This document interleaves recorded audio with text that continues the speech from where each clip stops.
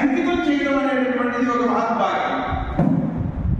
కన్యను కనడము పెంచడము ఒక ఎత్తు, కన్యను యోగ్యమైనటువంటి పురుషుడికి దారాదత్తం చేయడం ఒక ఎత్తు. కన్య కనక సంపన్న కనక అపరిమిత దాస్యానిమిత్త వేద్యం బ్రహ్మలోక జిగీషయే అటువంటి శాస్త్రం.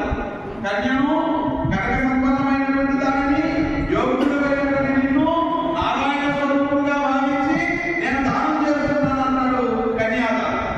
అదేవిధంగా తమ గురువైనటువంటి శ్రీ వల్లేరు పుత్ర సమానులైనటువంటి శిష్యుడు పితృ సమానులైనటువంటి గురు దంపతులకి కార్యకన్యనిచ్చి బియ్యమంతొచ్చు.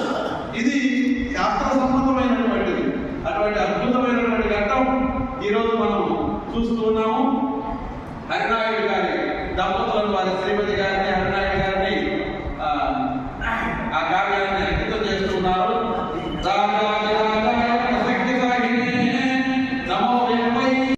పద్యపాటి రమేష్ నాయుడు గారు దంపతులు వారి ఆవిష్కృతమైనటువంటి వారి చేతిలో సూచింపబడినటువంటి కావ్యాన్ని హరినాయుడు దంపతులకి ధారాదత్తం చేశారు. ఈ సందర్భంలో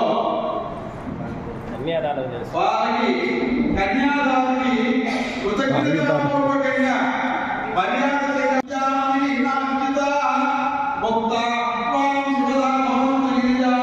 శ్రీకంఠ వైవాహిక అని వారు కన్యాదానం పైన ప్రతిఫలంగా కన్యను అమ్మ వాళ్ళ పక్కన కూర్చోప్పుడు రక్తహస్తాలతో స్వీకరించకూడదని